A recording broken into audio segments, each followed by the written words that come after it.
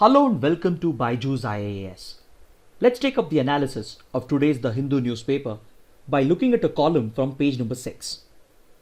In this column, the writers talk about the need for a social vaccine in our fight against the COVID-19 pandemic, and they also help us draw lessons from the HIV pandemic.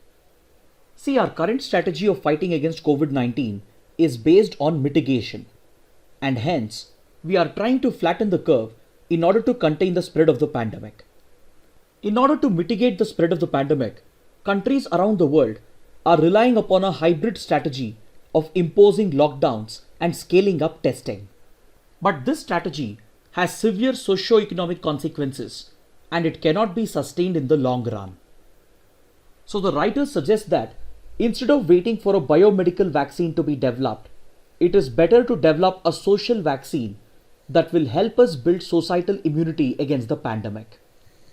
Recently, even India's Health Minister, Mr. Harshvardhan, referred to the lockdown as a social vaccine against the COVID-19 pandemic. So in this context, first let us understand what is a social vaccine. See, a social vaccine is not a physical vaccine like the biomedical vaccines that we have. Instead, the term social vaccine is a metaphor that is used to refer to a series of social and behavioral measures that can be employed by the government in order to mobilize the society towards a common goal through small behavioral changes in order to raise public consciousness against a disease. For example, the forced imposition of social distancing through a lockdown is a type of a social vaccine against the COVID-19 pandemic. Such social and behavioral changes have been successfully used in countries such as Uganda, Thailand, and even in India in our fight against the HIV/AIDS pandemic. But see, in the context of COVID-19, the forced imposition of social distancing through a lockdown is an unsustainable social vaccine due to its socio-economic consequences. Hence, the writers are asking us to draw lessons from the HIV pandemic in order to understand how a successful social vaccine was developed against the HIV/AIDS pandemic through a couple of strategies. One was through Information, Education and Communication Measures or IEC, and the other was through Targeted Social and Behavioral Change Communication or SBCC. The writers say that these social vaccine measures that were developed against the HIV/AIDS pandemic can be useful to mitigate the COVID-19 pandemic as well. See, just like COVID-19, HIV/AIDS is also a zoonotic disease that jumped from monkeys and chimpanzees to human beings. Reportedly, this zoonotic transmission occurred as early as the 1920s. But it was only in 1981 that the epidemic was detected, and by 1985 it was being considered as a global pandemic. Between 1981 and 2018, the HIV/AIDS pandemic has reportedly infected around 75 million people around the world, and it has claimed around 32 million lives. Similar to the COVID-19 pandemic, the HIV/AIDS pandemic also caused a lot of global panic in the initial days. The panic occurred primarily because there were no diagnostics which could quickly diagnose the disease, and there was no viable treatment or cure or vaccine against the disease. And considering the primary modes of transmission of HIV/AIDS, a lot of societal stigma developed against the disease, and this led to a lot of discrimination and violence against the patients. Similar to the current pandemic, even then, there was a lot of blame game between governments and various international agencies. The HIV/AIDS pandemic also exposed the socio-economic inequalities in our society. It showed that a pandemic always has a disproportionate impact on the weaker and vulnerable sections and minorities. So our lessons from dealing with the HIV/AIDS pandemic can offer a number of important lessons that can be useful in our fight against the COVID-19 pandemic as well. If you look at HIV's primary mode of transmission, it was primarily transmitting due to risky behavior such as unsafe sex practices and the intravenous usage of drugs. Since there was no treatment or vaccine available against HIV, the core prevention strategy was based on the development of a social vaccine in order to promote healthy social and behavioral changes which could tackle such risky behavior. So through the 1990s, countries around the world adopted a series of information, education and communication measures, and as well as social and behavioral change communication measures that were primarily targeted at vulnerable groups such as sex workers, gay men, drug addicts, truck drivers, migrant workers, etc. These social vaccine measures helped in promoting awareness amongst the vulnerable groups to stay away from such risky behavior. These measures helped in promoting safe sexual practices, and it helped in bringing down the intravenous usage of drugs. These awareness campaigns and social and behavioral changes also helped in tackling the stigma surrounding the disease by promoting public consciousness and by mobilizing the society to fight against the pandemic. These social and behavioral measures have helped countries around the world to promote the usage of condoms and safe sexual practices. These measures have also helped us to tackle the cultural and religious barriers that existed in our fight against HIV/AIDS. See, religious conservatives are opposed to the usage of condoms or any other type of contraceptives. But through awareness campaigns and social and behavioral changes, governments managed to involve community leaders in order to spread the message, and this has led to greater acceptance of condoms and safe sexual practices around the world. These social vaccine measures have not only helped in overcoming religious and cultural barriers and tackling risky behavior, but it has also helped in tackling stigma surrounding the disease. So the writers suggest that we need to draw our lessons from our fight against the HIV pandemic and develop a social vaccine against the COVID-19 pandemic as well. Since COVID-19 primarily spreads through mucus droplets secreted through the mouth, nose and the eyes, it is very important to maintain personal hygiene. This can be promoted through social and behavioral measures, and people can be encouraged to frequently wash their hands by using soaps or alcohol-based sanitizers. Then social vaccine measures can also help in promoting self-imposed social distancing or physical distancing and self-imposed usage of masks. Because instead of using coercion to make it mandatory to practice social distancing and wear masks, it is better to promote this as a voluntary practice, and this can be done effectively through social and behavioral measures. This is where political leaders, community leaders and organizations get to play a key role, because they themselves need to adopt these social vaccine measures and lead from the front. If they lead with example, then citizens and their followers will voluntarily take up these practices, and this would be a more effective and sustainable way of mitigating the spread of COVID-19 pandemic. Since the continuation of lockdown for months together is not sustainable, such social vaccine measures can help in developing the society's immunity against the pandemic, and it can help in slowing down or mitigating the spread of the pandemic.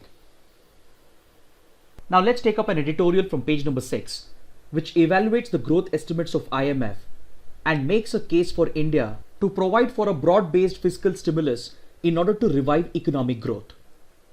See, the International Monetary Fund has said that nationwide shutdowns around the world is going to have an unprecedented economic impact, and it is comparable in scale only to the Great Depression of the 1930s. The IMF has said that the economic impact of these shutdowns is going to be many times higher than the global recession of 2008-2009. It has been predicted by the IMF that we are going to witness the sharpest decline in global growth since the Great Depression of 1930s. See, at the start of this year, the IMF had predicted the global economy to grow at 3.3%. But after the outbreak of the COVID-19 pandemic and the imposition of nationwide shutdowns around the world, the IMF has slashed global growth by 6.3 percentage points, and it predicts the global economy to register negative growth at -3%. This makes it quite clear that the economic crisis we are about to witness is going to be much worse than the 2008-2009 financial crisis, which had caused just a 0.1% contraction to global growth. See, if you look at the estimates of the IMF from the start of the year, it appears that even the IMF was misled by the contradictory reports that were coming from China and the World Health Organization. That's one of the reasons why the IMF initially was not able to estimate the exact impact of this pandemic. Even after the outbreak had begun in China, the IMF predicted China to grow at 5.6%. But as the scale of the pandemic became clear by March, IMF has slashed China's growth to just 1.2%. In the case of India, IMF had predicted the country to grow at 5.8% at the start of the year. But after India went into a lockdown, IMF has slashed India's growth to just 1.9% for this year. But still, the predictions of IMF for China and India are still quite positive because most of the developed countries are expected to register negative growth, and this would make India and China one of the fastest growing major economies of the world. But the editorial cautions the Indian government that these predictions of IMF cannot be taken at face value because the IMF expects growth to pick up in the second half of 2020 based on the assumption that the pandemic would fade in the later part of the year and based on the assumption that fiscal stimulus support from governments would continue even after the pandemic. That's the reason why the editorial is asking the Indian government to be prepared for a worst case scenario. The IMF on its part has asked countries to avoid the mistakes that were committed during the Great Depression. Even during the Great Depression, governments had provided fiscal stimulus in order to revive economic growth. But most countries withdrew this stimulus prematurely, and this further prolonged the Great Depression. So in order to avoid this mistake, the IMF has asked the member countries to provide for broad-based stimulus and continued fiscal support even after the pandemic. But despite these recommendations of the IMF, the Indian government has come out with a fiscal support package that is clearly inadequate to meet the challenge. So the editorial is asking the Indian government to prepare for a worst case scenario and come out with a broad-based and long-term fiscal stimulus package, assuming that there would be prolonged disruption to both the informal and the formal economy as a result of the COVID-19 pandemic and the shutdown. Now let's take up an article from page number 8, which helps us understand the impact of the COVID-19 pandemic on the conduct of democratic elections. See, since there is no vaccine or treatment for COVID-19, we are forced to maintain physical distancing at least for the next few months or for the next few years to come. And this need for physical distancing is going to have an impact on the conduct of elections. The biggest impact would be felt on electoral campaigns conducted by political parties and the conduct of elections that are carried out by the Election Commission.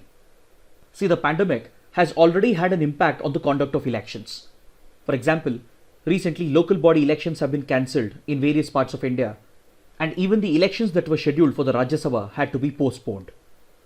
Then just a few weeks back, South Korea had to hold its national elections after taking a number of safety precautions and measures. So these changes that are a result of the pandemic are going to have an impact on the manner in which political campaigns are held, and it is also going to have an impact on the manner in which elections are held, fought and contested. For example, the need for maintaining physical distancing will make it impossible for political parties to hold big rallies, and they will be forced to switch to digital campaigns through social media and to rely upon print-based campaigns through handbills, flyers, pamphlets, etc. Then the pandemic might force the Election Commission and the government to think about introducing online voting in the place of physical voting.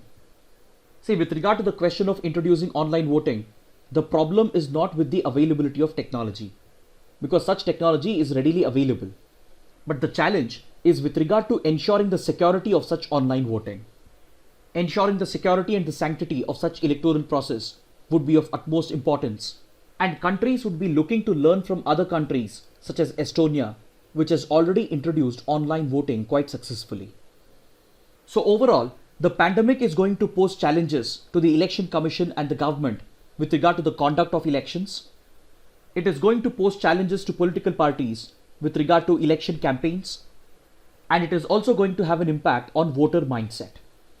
Because the pandemic and the socio-economic crisis might push the voter to think more about welfare and hold the political parties in the government accountable. And this might overshadow identity politics that political parties rely upon in order to win votes in the name of religion, caste, etc. Next, on page number 9, The Hindu carries an interview with Shashi Tharoor, which helps us understand the limitations of the World Health Organization. See, Shashi Tharoor is in a unique position to provide us an insight into the functioning of the World Health Organization because he has worked as the former Under Secretary General to the United Nations under then Secretary General Kofi Annan. Over the last few months, the WHO has been facing a lot of criticism for the manner in which it has handled the COVID-19 pandemic. Even we have discussed repeatedly over the last 4 months the deficiencies of the WHO in reporting incidents, in raising alerts and in issuing travel advisories, and in declaring a global public health emergency or in declaring a pandemic. Of late, the WHO has even been accused by the United States of colluding with China to hide the real scale of the outbreak, and based on this allegation, President Donald Trump had recently decided to withhold funding to the WHO. This decision of the United States is going to have a significant impact on the capabilities of WHO because the United States alone contributed 15% of WHO's funding requirements. So when questioned whether this decision and accusation of the United States was justified, Shashi Tharoor says that it just represents a political blame game on the part of the United States, and it is an attempt of President Trump to shift responsibility to the WHO for hiding his own failures in containing the spread of the pandemic. But Shashi Tharoor also says that, just like any other UN organization, the WHO also has a number of deficiencies, and this is an outcome of the institutional challenges being faced by UN organizations. See, all UN organizations, including the WHO, are affected by the politics of powerful member states such as the P5 countries, which includes the United States, China, Russia, United Kingdom and France. The geopolitics of the P5 members of the UN Security Council has severely compromised the independence and autonomy of a number of UN organizations. This limitation applies to the WHO as well, and this institutional challenge being faced by UN agencies can be traced back to the manner in which these organizations are constituted or established. So Shashi Tharoor says that this is essentially a constitutional problem being faced by UN organizations. Take, for example, the manner in which the head of a UN organization such as WHO is elected. A person can be elected as the head of a UN organization only if he has the backing of powerful countries in the P5, and this directly compromises his independence and autonomy. Similarly, the powerful countries control the funding to these organizations, and this again compromises the independence and autonomy of the organization. Then with regard to the COVID-19 pandemic, the blame should lie with China and not with the WHO, because it was China which failed to report the outbreak transparently, and there was nothing much the WHO could do because the WHO does not have its own powers to investigate, and it merely relies upon the reports that are submitted by the member countries. So the misreporting on the part of WHO and the delays in issuing alerts and declaring a health emergency can be traced back to China's lack of transparency, and hence the blame does not entirely rest with the WHO. So Shashi Tharoor says that if UN organizations have to be made independent and autonomous and more effective, then they need to be reformed and their constitutional problems need to be addressed in order to reduce the political influence of powerful countries on them. Now let's take up the practice questions. Which of the following statements are correct? The lion-tailed macaque is endemic to the eastern Himalayas. It has been listed as endangered on the IUCN Red List. Amongst the given options, the first option is incorrect, so option B is the correct answer. See, the lion-tailed macaque is a type of monkey that is endemic to the Western Ghats of South India, and it has been listed as endangered on the IUCN Red List. Now let's take up the next practice question. Which of the following statements are correct? Salim Ali, popularly referred to as the Birdman of India, played a key role in the conservation of Bharatpur Bird Sanctuary or the Kole National Park, which is located in Rajasthan. In his honor, the Salim Ali Center for Ornithology and Natural History or SACON has been set up as an autonomous organization with public NGO partnership between the Environment Ministry and the Bombay Natural History Society. SACON is headquartered at Anaikatti near Coimbatore, located at the tri-junction of Kerala, Tamil Nadu and Karnataka at the foothills of the Nilgiri Biosphere Reserve. All the three statements are correct. Option D is the right answer. These two questions were asked because this article on page number 1 refers to the Salim Ali Center for Ornithology and Natural History and as well as to the lion-tailed macaque. According to biologists at the Salim Ali Center for Ornithology and Natural History, the feeding of primates by human beings could lead to mutation in the SARS coronavirus 2 and it could end up infecting these threatened species as well. Now let's take up the next practice question. The term Kole cultivation refers to paddy cultivation in Kerala. Option A is the right answer. This question has been asked because the 100 years ago article from page number 7 makes a reference to Kole cultivation. It is a type of paddy cultivation that is practiced in the Kole wetlands that are found in the Thrissur and Malappuram districts of Kerala that is located in coastal Kerala. Now let's take up a practice question from the 2019 prelims paper. Consider the following: deification of the Buddha, treading the path of bodhisattvas, image worship and rituals. Which of the above are the features of Mahayana Buddhism? The correct answer is option D. All the three are features of Mahayana Buddhism. Finally, let's take up a couple of mains practice questions. The first question: the HIV pandemic can offer crucial lessons to our fight against the COVID-19 pandemic. Discuss. The second question: the IMF has given out grave estimates for the global economy in the light of the COVID-19 pandemic. What measures must India take to avert the worst case scenario? Kindly write an answer to these questions and post them in the comment section below. I hope this session has been useful, and do let us know your feedback in the comments as well. So this concludes our discussion for the day. Thanks for watching.